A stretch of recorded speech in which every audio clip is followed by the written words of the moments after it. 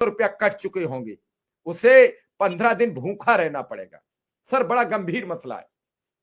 नहीं, ये बहुत गंभीर विषय है और इस पर बिल्कुल बृहद रूप से चिंतन भी करना पड़ेगा, चिंता भी करनी पड़ेगी। और इस चिंता और चिंतन को राजनीतिक स्तर से भी सरकार के जो चिंतक हैं, जिनका दायित्व है चिंतन और चिंता करने का, जिनको चिंतक बनाया गया है, हमने चुन के भेजा है चिंतक, जिनको हमने वोट के द्वारा, लोकतंत्र के द्वारा, अपनी ताकतों के द्वारा चिंतक बनाया है, उनकी चिंता में भी इस चिंतन को चिंतक के सामने रखना पड़ेगा, जिससे कि हमारी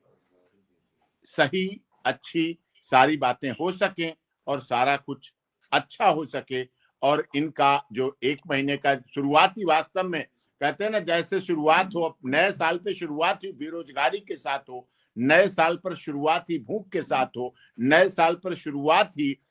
आर्थिक हानि से हो, तो ऐसा नया साल हमें अंग्रेजी साल बेशक है, लेकिन अब तो हमारा इसी साल, अंग्रेजी साल से जुड़ा हुआ समय है, तो उसके साथ भी गंभीरता से सभी को बात भी करनी चाहिए, चर्चा भी करनी चाहिए और इस पर सरकार को, हमारे सांसदों को, हमारे माननीय विधायकों को भी गंभीरता दिखानी चाहिए और उत्तर प्रदेश के माननीय शिक्षा मंत्री जी को भी इस बात पर गंभीरता दिखानी चाहिए और देश के माननीय एचआरडी मिनिस्टर जो कि संसाधन मंत्री हैं, उन्हें भी गंभीरता से उसका समस्या का समाधान करना चाहिए। वो केवल चिंता के लिए नहीं है,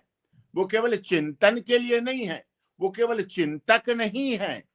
उनके पास समस्या के समाधान के लिए अरबों और खरबों रुपए का फंड है। और जो मैंने अनुदेशक के केस में आंकड़े दिए थे कि आज भी राज्य सरकार के पास, आज भी केंद्र सरकार के पास हजारों करोड़ रुपए का फंड प्रति साल बचा रहता है, कम नहीं होता, हमारे कोई संसाधनों में कमी नहीं, हमारे टैक्स पेयर की कोई गलती नहीं, हमारे टैक्स पेयर शिक्षा के लिए इतना अधिक पैसा दे देते हैं, इतना अधिक धन दे देते हैं कि कहीं कोई कमी नहीं। आप आरटीआई से बजट का निकलवा के देख लिए, शिक्षा के लिए बजट भरा पड़ा है, उत्तर प्रदेश सरकार का ही बजट भरा पड़ा है, केंद्र सरकार का ही बजट भरा पड़ा है। उत्तर प्रदेश राज्य के लिए देने की क्षमता भी अच्छी होनी चाहिए। उत्तराखंड के लिए तो और पहाड़ी राज्यों के लिए तो बहुत कुछ दिया जाता है, 80% और 100% दिया जाता है और यहाँ 50-50 भी दिया जाता है, तो भी बहुत बड़ा उस फंड का उपयोग अब कर लीजिए। अब मौत सामने आने लगी हैं, अब उन 12 परिवारों के लिए कर लीजिए, अनुदान के रूप में कर लीजिए, सहायता के रूप में कर दीजिए, आर्थिक सहायता के लिए कर लीजिए, उन परिवारों को भुखमरी से बचाने के लिए कर लीजिए, तो निश्चित तौर पर सरकार अपने कार्यों को पालन करने में सफल होगी। और ये आज की आवश्यकता है और ये आवश्यकता अगर समय पे नहीं कर पाए, भूख से मरते हुए लोगों को आप संभाल नहीं पाए, फिर मत मनाइए 26 नवंबर को संविधान दिवस, मत मनाइए आप 26 नवंबर को संविधान दिवस, मत मनाइए 1 जनवरी को नया साल, मत मनाइए हिंदू सनातन संस्कृति का नया साल, मत मनाइए मदन मोहन मालवीय की जयंती, मत मनाइए अटल बिहारी वाजपेयी जो शिक्षा से, कवि से लेकर ऊपर तक पहुंचे। क्यों उनका 100 साल जन्म दिवस मनाते हो? उनकी आत्मा रोएगी, वो वहां स्वर्ग में भी रह के गलत महसूस करेंगे, क्योंकि मदन मोहन मालवीय हो, चाहे शिक्षा, हमारे जो पहले शिक्षा मंत्री रहे, वो कोई भी हो, उनकी आत्मा को कैसे तसल्ली देंगे? यह आवश्यक है कि आप ग्राउंड जीरो पर, धरातल पर जब आप काम करेंगे तो वो दिखना भी चाहिए और लोगों के समझ भी आना चाहिए, लोगों के दुख भी दूर करने चाहिए, लोगों की आत्मा भी तसल्ली देनी चाहिए। क्या कोई डीएम, क्या कोई जिला के अधिकारी, क्या कहा जाता है, जिला अधिकारी पूरे जिले का मालिक है, राज्यपाल, महामहिम राज्यपाल, राज्य का पालक।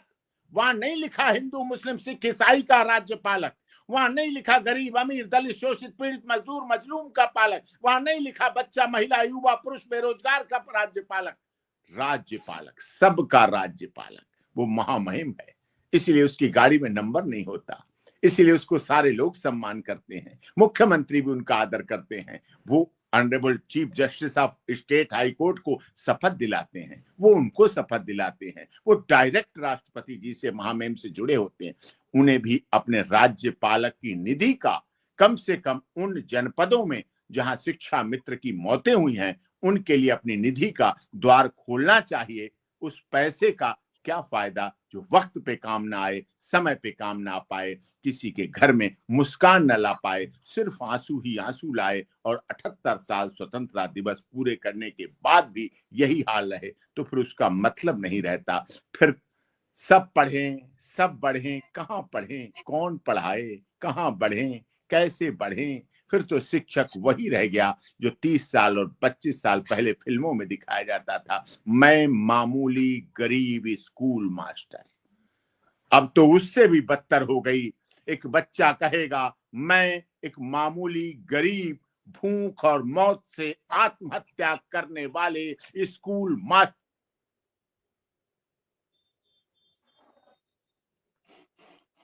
चलिए, कोई तकनीकी व्यवधान आया है, निश्चित दोबारा होंगे। पवन जी, ये जो